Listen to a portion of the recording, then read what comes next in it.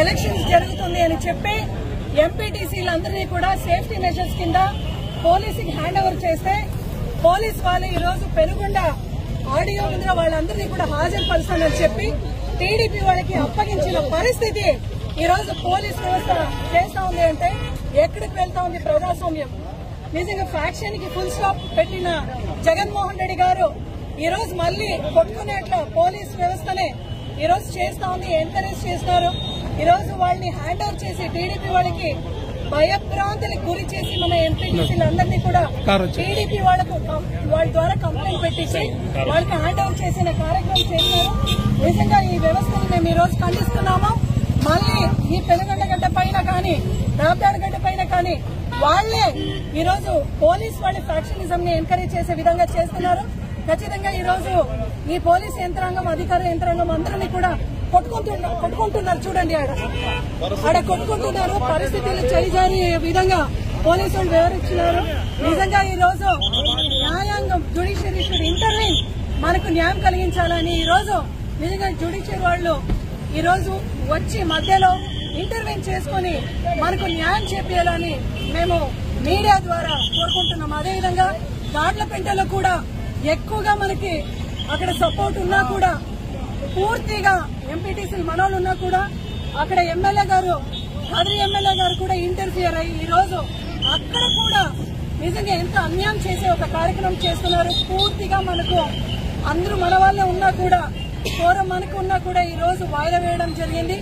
ఖచ్చితంగా జిల్లా ఎస్పీ గారు, డీఐజీ గారు, అధికార యంత్రాంగం దీనిపైన ఖచ్చితంగా స్పందించాలి అని మేము కోరుకుంటున్నాము.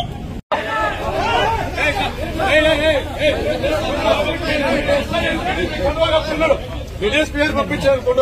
లీవ్ లో ఉండేవాడు ఎక్కొస్తాడు, లీవ్ లో ఉండేవాడు ఎక్కొస్తాడు. మీరు ఎస్ఐ పంపిస్తారా లేదా? మా పీపాల ఇచ్చాము, మా పీపాల పంపిస్తారా?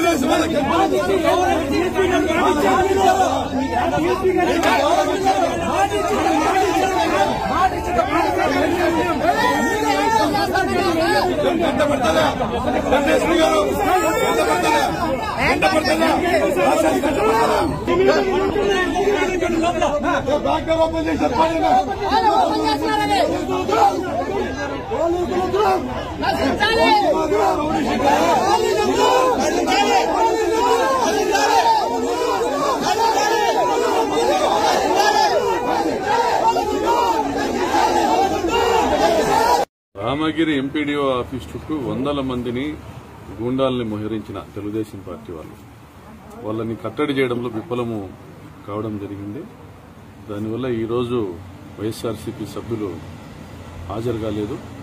రేపు తప్పనిసరిగా వైఎస్ఆర్సీపీ సభ్యులందరూ కూడా, ఎంపీటీ సభ్యులందరూ కూడా హాజరవుతారు. తప్పకుండా మేమే గెలుస్తాము. వారికి పోటీ చేయడానికి ఒక అభ్యర్థి కూడా లేరు. అభ్యర్థిని ఎత్తుక్కోవడానికి ప్రలోభాల ద్వారా ప్రయత్నాలు చేస్తున్నారు. మొత్తం మహిళా అభ్యర్థులందరూ కూడా మా వైపే ఉన్నారు. అయినా పరిటాల శ్రీరాము, పరిటాల సునీత రామగిరిలో రౌడీ రాజ్యాంగాన్ని అమలు చేస్తూ ఉన్నారు.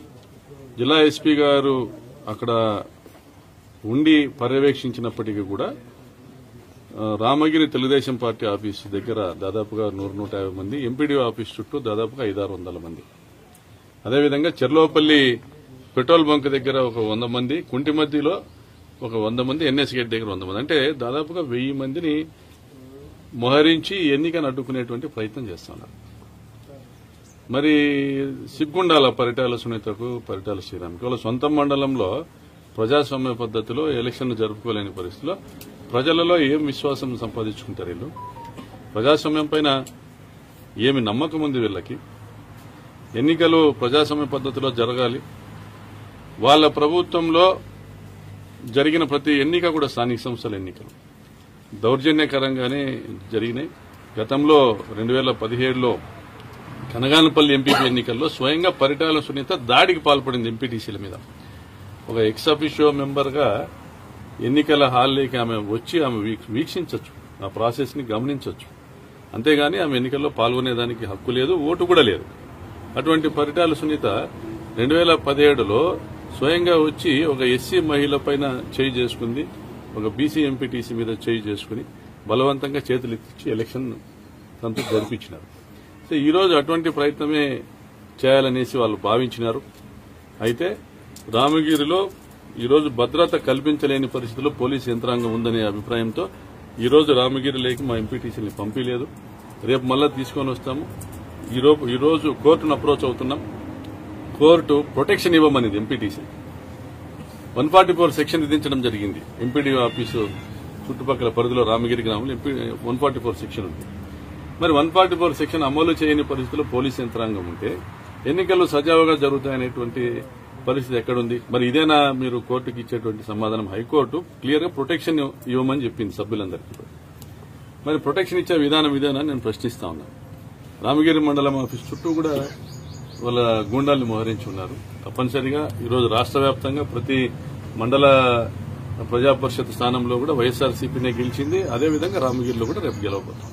పచ్చగా మాదే ప్రభుత్వం ఉంది, పోలీసులు మా మాట వింటారు. మేమే మొత్తం అంతా కూడా ఈ జిల్లాలోనో లేదా రాప్తాలోనో రాజ్యాంగం అమలు చేస్తున్నాం. రామగిరి మండలంలో రాప్తా నియోజకవర్గంలో పరిటాల వారి రౌడీ రాజ్యాంగం అమలవుతోంది.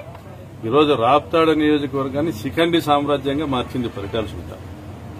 శిఖండి సామ్రాజ్యంగా మార్చింది అంటే ప్రజాస్వామ్యము చేష్టలు ఒడిగిపోయి నిస్సత్తుగా నిత్తేజంతో ఈరోజు మౌనం దాల్చేటువంటి పరిస్థితి ఈరోజు జిల్లా పోలీస్ యంత్రాంగం, డీఐజీ గారు, ఎస్పీ గారు తగిన చర్యలు తీసుకోవాలా. ఈ రోజు ఇచ్చిన బందోబస్తు కూడా సరిపోదు, కఠిన చర్యలు తీసుకోవాలా.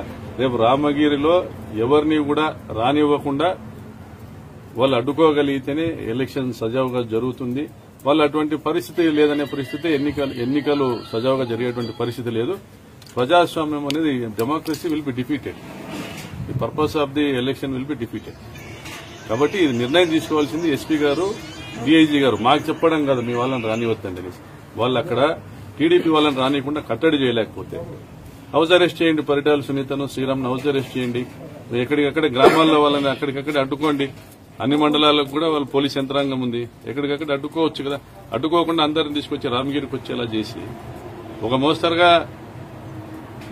మోస్తరుగా పని చేశారు. కానీ ఎన్ఎస్ గేట్లో ఎవరిని ఉండనీయకోకుండా వాళ్ళని పంపించే ప్రయత్నం చేసినారు. కానీ రామగిరిలో ఫెయిల్ అయినారు. రామగిరి హెడ్ క్వార్టర్లో ఫెయిల్ అయినారు. ఎక్కడైతే మా ఎంపీటీసీలు పోయి పోలీసు భద్రతతో ఎండీఓ ఆఫీస్లోకి పోవాల్సినటువంటి పరిస్థితి ఉందో అక్కడ నుంచి బయటకు వచ్చేటప్పటికి